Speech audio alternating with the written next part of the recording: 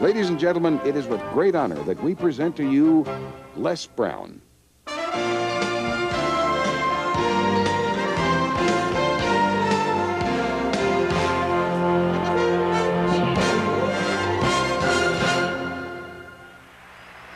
What I'd like for you to do right now, I want you to think about your dream, because I'm in a room full of dreamers. Think about your dream right now. I want you to think about it and envision it. Now, ladies and gentlemen, let me share something with you.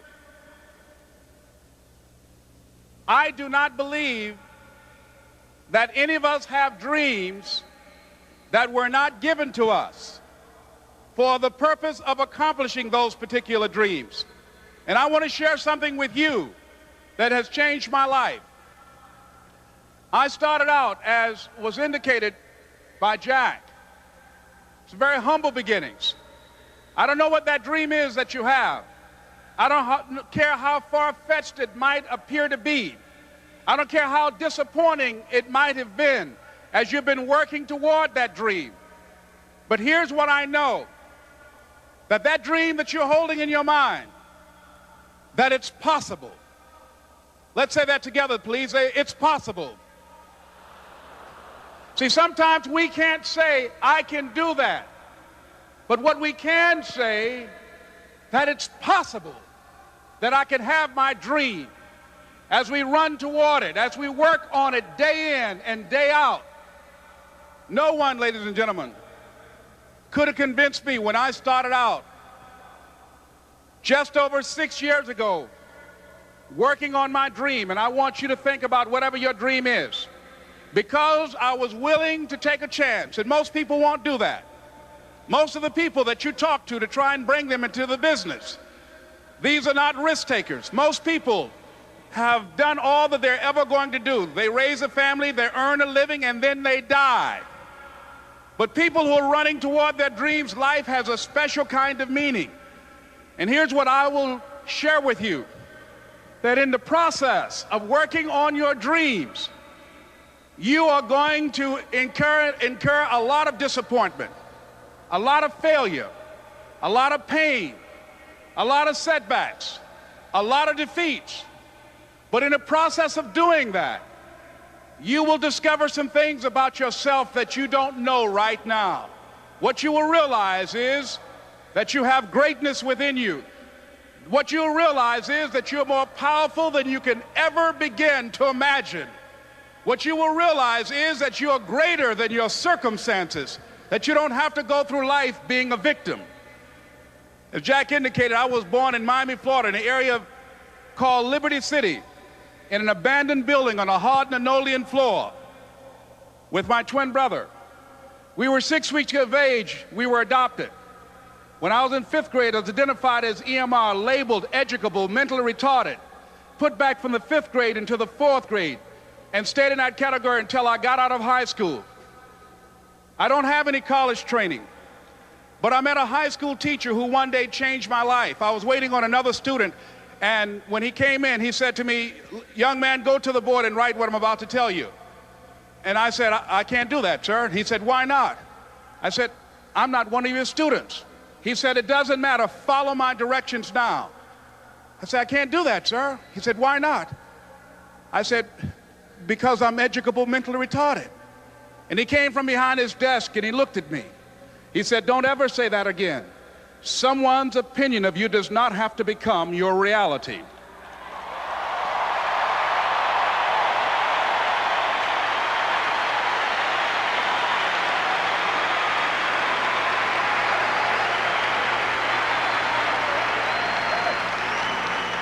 And that man, Mr. Leroy Washington, did something for me. He started planting seeds in my mind that enabled me to begin to dream, as Dexter has been doing for you.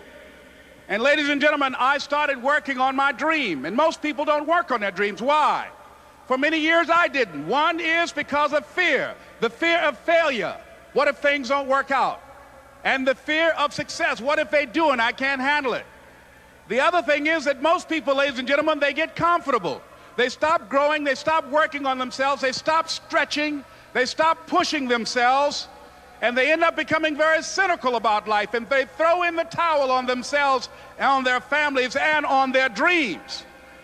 And the other thing is that most people don't feel worthy. What I'm doing now, I could have been doing years ago. But because I did not have a college education, because I didn't believe in myself, because I allowed other people's opinion of me to control my destiny, I didn't act on my ideas. So I applaud you for your dreaming, for your running toward your dream. I applaud you for believing in yourself, because that's what life is about, stretching and challenging, looking for ways that you can begin to improve yourself. And ladies and gentlemen, as a result of stretching out, of acting on my dream, and I don't know what that dream is for you, I can tell you that it's possible.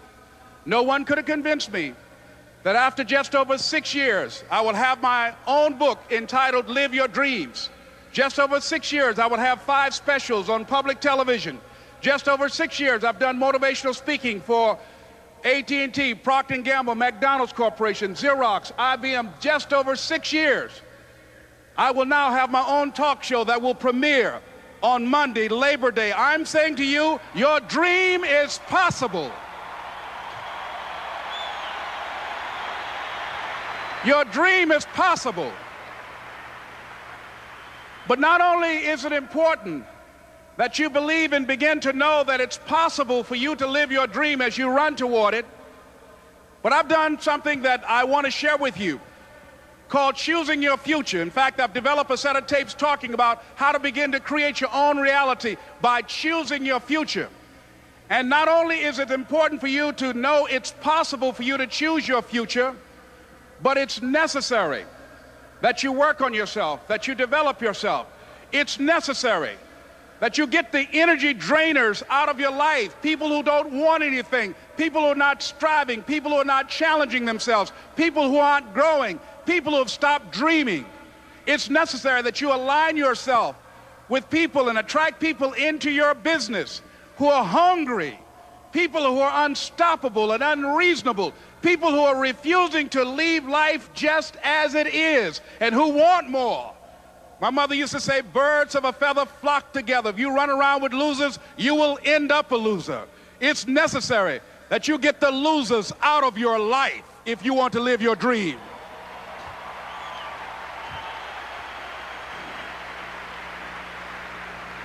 It's necessary to know that everybody won't see it, that everybody won't join you, that everybody won't have the vision. It's necessary to know that a lot of people like to complain, but they don't want to do anything about their situation, that you are an uncommon breed. You know, you have to know within yourself that I can do this. Even if no one else sees it for me, I must see it for myself. That's necessary. It's also, ladies and gentlemen, necessary that you be creative when you're working on your ideas, that you understand the importance of changing up, of readjusting your strategies. Many times we can have a great idea, but if you're not advancing it in the right way and things don't happen, you become discouraged and think the idea doesn't work. No, that's not true. It's necessary that we become creative. I remember when I was in New York walking down the street, and a guy approached me and said, "Hey, mister, can I shine your shoes?" And I said, "No, I'm in a hurry. I don't have time." I kept walking. Someone else said, "Hey, man, your shoes look clutty. May I shine your shoes?" I said, "No, I don't have time. I'm sorry, I'm busy." And I was walking fast, and many people solicited me for my business. And then finally, a young man stepped in front of me, and he said, "Excuse me." And he started counting, 97, 98, 99, 100. He said, "Sir?" I said, "Yes." He said, "Come here, please." I said, "What is it?" He said, "Today is my birthday. And every year, just to thank God for another year of life, the 100th person who passes my shoe shine stand, I offer them a free shoe shine. Would you give me the honors?" I said, "Why, sure." I got up on the shoe shine stand, George, and I sat there, and he shined my shoes diligently. And when I got down, I looked at them, they were sparkling. And I was walking away, and I said, "Thank you." And I stopped, I said, "Excuse me, but how much do you usually charge?" He said, "Only $2. I said, "I tell you what, today's your birthday. Here's $5, keep the change." He said, "Thank you." As I was walking away, looking in the opposite direction at other people coming, he started counting again. 97, 98, 99, 100.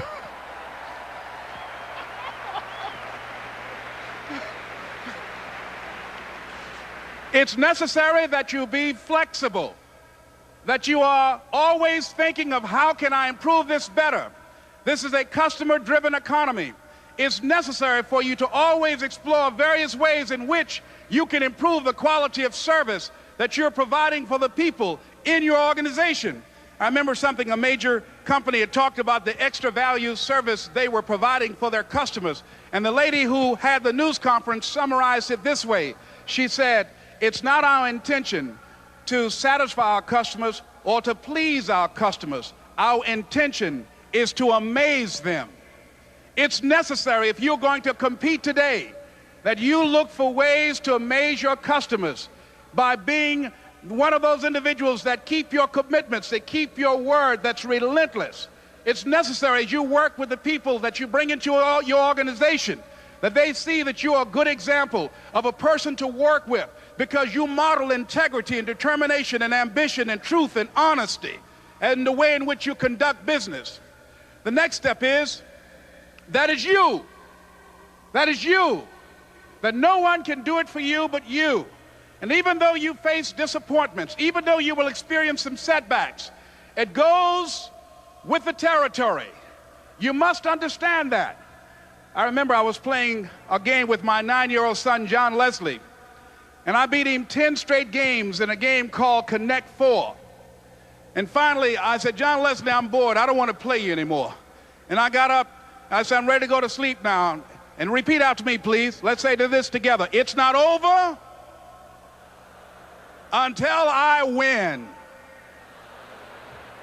John Leslie said, "No, you can't go now, Dad." I said, "Why?" He said, "It's not over until I win."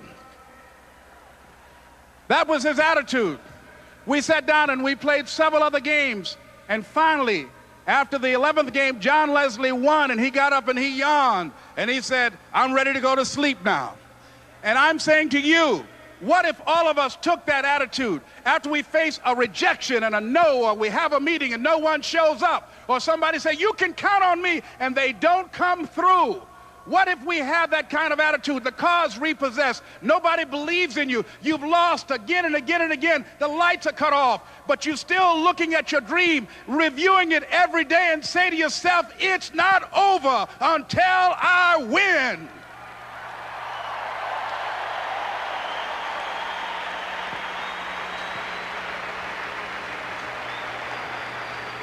Life will yield to you. Now here's the next step. Repeat after me, please. It's possible. I can live my dream. It's necessary. I work on myself. Surround myself with winners. Become creative. It's me. I've got to make it happen. It's not over until I win.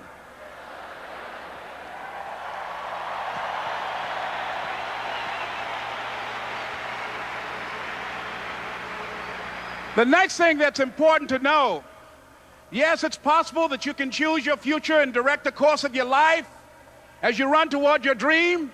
It's necessary that you have goals, that you write those goals down, that you plan, that you think constantly of how you can begin to improve what it is that you're doing. If it's your presentations, if it's your recruiting skills, whatever that is, it's also necessary that you look for ways to always find a way to pull it out when everybody else thinks that you are defeated. That you've got to take personal responsibility to know that in order to become successful, you've got to make it your personal business to do it. But the next thing, ladies and gentlemen, I want to share with you that some of you already know that it's hard. It's not easy. It's hard changing your life. It was hard when just over 3 years ago in the Penobscot building in Detroit, Michigan, where I was operating my business, and I fell on some hard times, and I was sleeping in my office. It was hard coming into the lobby, and the security said, "Excuse me, Mr. Brown, can we see you for a moment?" And I said, "Yes." And I walked up to the counter, and he gave me an envelope. And he said, "Would you mind reading it here?" And I opened the envelope, and the envelope was from management that said, "This is an office tower. It's not a hotel. please do not sleep in your office. And I said, excuse me, sir. I said, I just work long hours in creating my business. I'm an entrepreneur. And right now, things are bad for me. But they're not going to be this way always. And I just asked for the opportunity to continue to operate like I'm doing. I'm not trying to make this my home. And it was hard coming through the lobby. And sometimes they would laugh. There's a guy talking about becoming successful. And look at him. He's bathing in the bathroom upstairs on the 21st floor. He sleeps on the floor. Him and two other dreamers up there. Look at him. It was hard, ladies and gentlemen, coming to speak to people. And I was facing financial difficulties in my own life. I was behind on my bills and my dreams, and I'm saying to them, you can live your dream. It was hard, ladies and gentlemen. It was very difficult to pick myself up each day believing that I could do it. There were times that I doubted myself. I said, God, why is this happening to me? I'm just trying to take care of my children and my mother. I'm not trying to steal or rob from anybody. Why did this have to happen to me? It was very hard. And here's what I want to say to you. For those of you that have experienced some hardships, don't give up on your dream. No one could have convinced me by holding on, by continuing to push forward, by continuing to run toward my dream, that one day I would have my own talk show. It's a long shot, ladies and gentlemen, from Liberty City, an abandoned building on a floor, never knowing my mother or father. It's a long shot. Being here with you today in this dome in Atlanta, it's a long shot. No college training, labeled educable, mentally retarded, but I kept running toward my dream.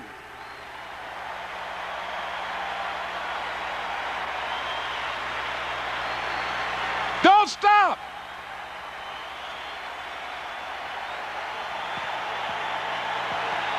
Don't stop.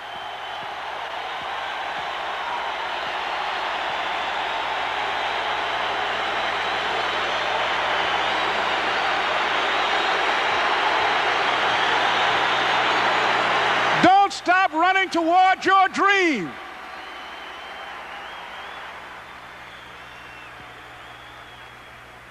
It's very important as you hold on to that dream. There are moments when you're going to doubt yourself. There are rough times that are going to come, but they have not come to stay. They have come to pass. It's very important for you to know that. Don't say I'm having a bad day. Say I'm having a character building day.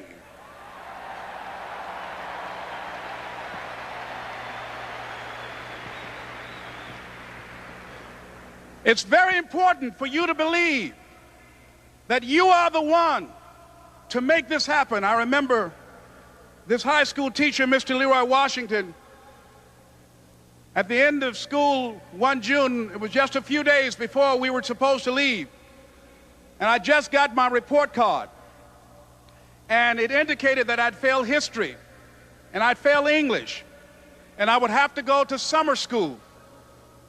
And I was feeling within myself that I was a failure, that I'm slower than most people in getting paperwork, and I was feeling down on myself and very negative. And Mr. Washington was giving a speech to the graduating seniors, and I was in 11th grade. And even though I wasn't supposed to be in there, I went in there because the speech he was giving, that speech was for me. And as he talked, my heart began to beat fast.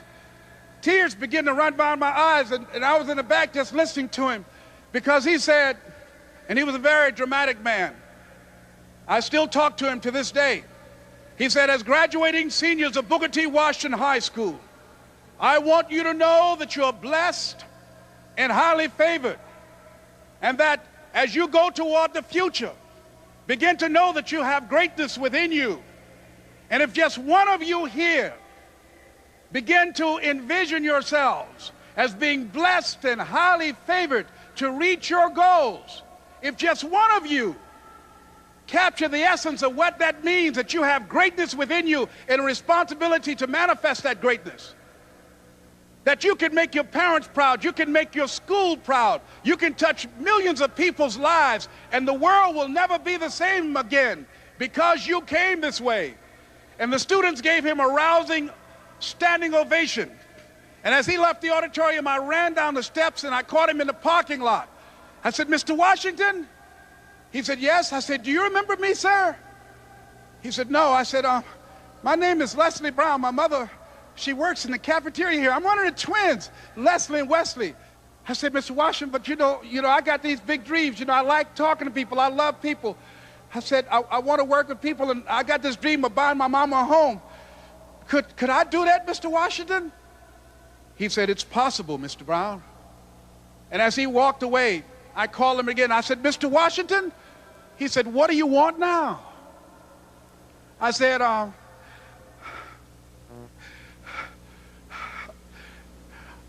the one, sir." I said, "I'm the one. You remember me, sir. I'm Miss Mamie Brown's boy. I'm the one. I'm the one."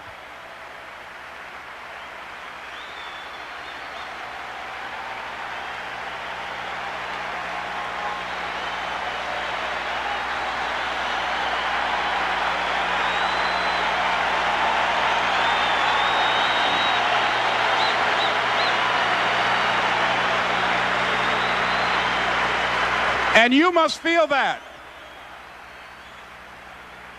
why you're here, because you are the one. And I remember when PBS first played one of my specials called "You Deserve" one Sunday afternoon in Miami, Florida. I had some friends call him to tell him to tune in. And he watched the program. He called me in Detroit, and I answered the phone. I said, "Hello." He said, "May I speak to Les Brown, please?" I said, "Who's calling?" He said, "You know who this is." I said, "Oh, Mr. Washington, it's you." He said, "You were the one, weren't you?" I said, "Yes, sir." He said, "And you were so crazy." I said, "I know, but I'm rich now."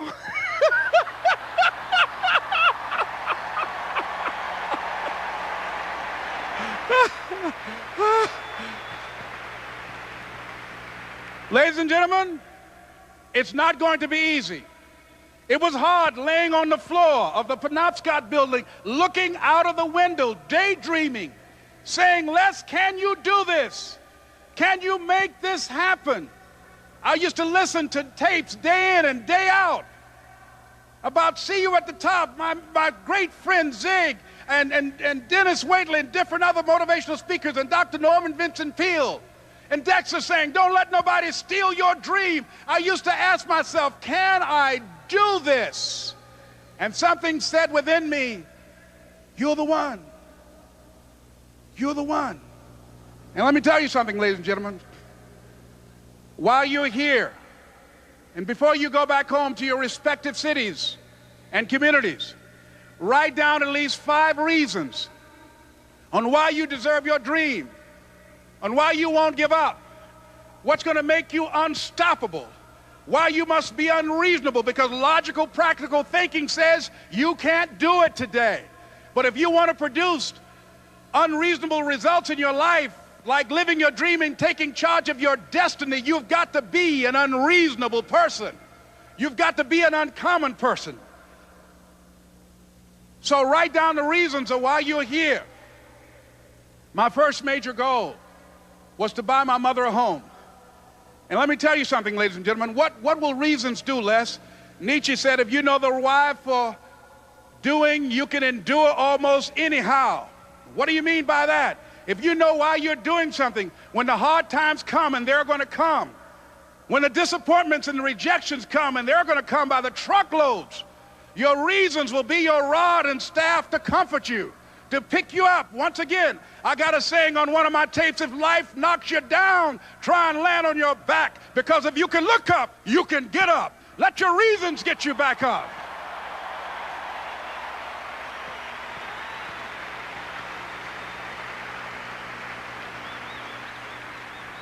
I remember when I bought the home for my mother, and she came out of the car. When I opened the door, I said, "Mom, I think I know these people in this house." That was my first major goal. And then I couldn't conceal it anymore. I said, Mom, I got this for you. And as she went from room to room, looking at the house and saying, thank you, Jesus. Thank you, Lord. No one ever could have convinced me that this could have happened to me. And she looked at me and she said, Leslie, and you caused me so much problems as a boy. You were always into stuff. She said, no one could have convinced me that day when I walked in that house and this lady was holding you and your brother. And she said, ma'am, I want you to promise me 2 things. And she said, what is it? She says, 1, promise me that you won't separate them. She said, I want them raised together. I want them to know each other. I got pregnant while my husband was away in the war, and I can't keep them. Promise me that you won't separate them. She said, I promise I won't. I've never had children. I promise I won't separate them. And she said, promise me that you'll never tell them about who I am, because if my husband ever found out, he would kill me. She said, I promise. And she said that she gave them to us, and she kind of cried, and she was walking out the door, and she looked at my adopted mother. She said, remember, don't you separate them. She said, I swear to God, I won't separate them. I'll keep them together. And she said, as I held y'all in my arms, I never had any children of my own. I didn't know how I was going to do it, but I knew with the help of God, I will do it. And ladies and gentlemen, my mother had a dream of having children and raising us. She didn't know how she was going to do it. You're going to be just like that. And some of you are already there. Well, you don't know how you're going to make this happen, but you just feel within yourself some way, somehow, with the help of God, I'm going to make it happen. Repeat after me, please. No matter how bad it is, or how bad it gets, I'm going to make it. I'm going to make it. Shake somebody's hand on your right and left and say, you got the right stuff.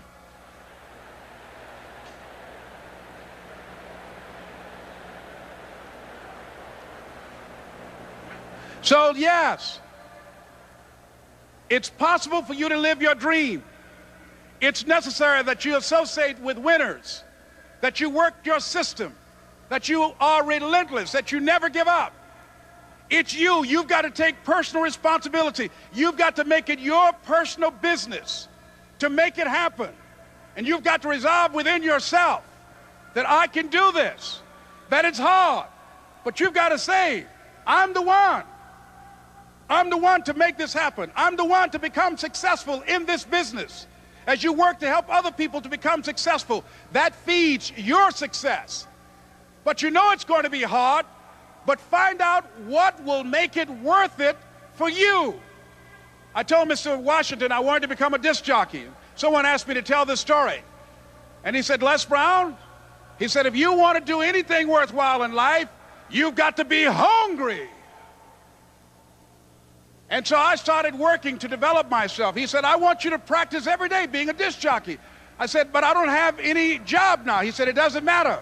He said that it's better to be prepared for an opportunity and not have one than to have an opportunity and not be prepared. So every day I was working to develop myself. And that's what you must do. And as I was working to develop myself, I applied for a job as a disc jockey, WMBM on Miami Beach. I went to a guy named Milton Butterball. I said, how you doing, Mr. Butterball? I'd like to get a job as a disc jockey. He looked at me, he said, you have any broadcast background? I said, no, sir, I don't. You have any journalism background? I said, no, sir, I don't. He said, we don't have any jobs available. I said, yes, sir. I went back to Mr. Washington and I told him. He said, don't take it personally. He said, most people are so negative, they will have to say no 7 times before they say yes. He said, go back again. So I went back again. I said, how you doing, Mr. Butterball? My name is Les Brown. He said, I know what your name is. What do you want? I said, I'd like to know whether or not you have any jobs at disc jockey, sir. He said, didn't I just tell you yesterday we didn't have any jobs? I said, yes, sir, but I know whether or not somebody got laid off or somebody was fired, sir. He said, no one was laid off or fired. Now get on out of here. I came back the next day. Hello, Mr. Butterball, how are you? He said, fine, what do you want now? I said, I'd like to know whether or not you got any jobs, sir. didn't I tell you the last 2 days we didn't have any jobs? I said, yes, sir, but I don't know whether or not somebody got sick or somebody died, sir. He said, no one got sick or died. Now don't come back here and threw me out again. I came back the next day like I was seeing him for the first time. I said, hello, Mr. Butterball, how are you? He looked at me with rage. He said, go get me some coffee. I said, yes, sir.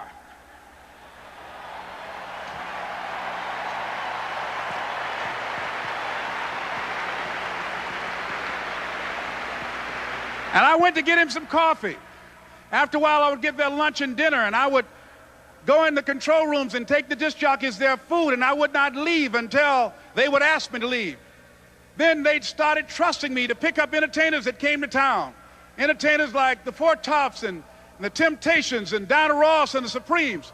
I would drive them all over Miami Beach in the disc jockeys' big long Cadillacs. I didn't have any driver's license, but I was driving like I had some.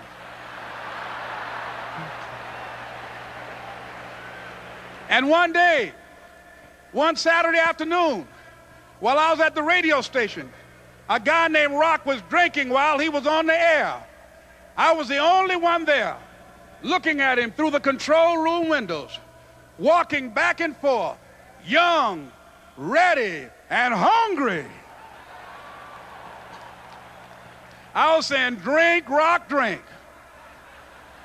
Drink, Rock. I'd have gone to get him some more if he'd asked me to. Pretty soon the phone rang, and it was the general manager. And I answered the phone. I said, hello? He said, Les, this is Mr. Klein. I said, I know. He said, Rock can't finish his program. I said, I know. He said, would you call one of the other DJs in? I said, yes, sir. I hung the phone up. I said, now he must think I'm crazy. I called my mom and my girlfriend, Cassandra. I said, y'all turn up the radio and come out on the front porch. I'm about to come on the air.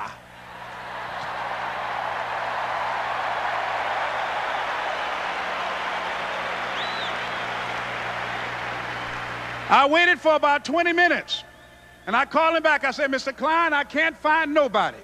He said, young boy, do you know how to work the controls? I said, yes, sir. He said, go in there and don't say nothing here. I said, yes, sir. I couldn't wait to get behind those controls. I put on an old Stevie Wonder record called Fingertips. I sat down behind that turntable. I said, look out, this is me, LB Triple P, Les Brown, your platter playing papa. There were none before me, and there will be none after me. Therefore, that makes me the one and only, young and single and love to mingle, certified, bona fide, indubitably qualified to bring you satisfaction, a whole lot of action. Look out, baby, I'm your love man. I was hungry. I was hungry. You got to be hungry.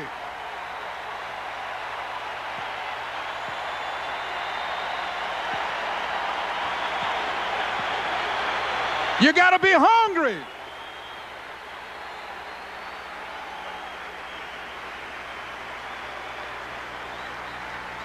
So, ladies and gentlemen, if you want to make your dream become reality, the people that are running at their dreams know that it's possible that you can live your dream, that it's necessary, that you're relentless, that you have a plan of action, that you are creative. The people that are living their dream are finding winners to attach themselves to. The people that are living their dreams are the people that know that if it's going to happen, it's up to them. And they're resolving within themselves, it's not over until I win. The people that are running after their dream know they're going to have hard times. They keep on running because they're saying within themselves, I'm the one, no matter how bad it is or how bad it gets, I'm going to make it. The people that are running after their dreams are the people that are hungry. Shake somebody's hand on your right and left and say, you got to be hungry.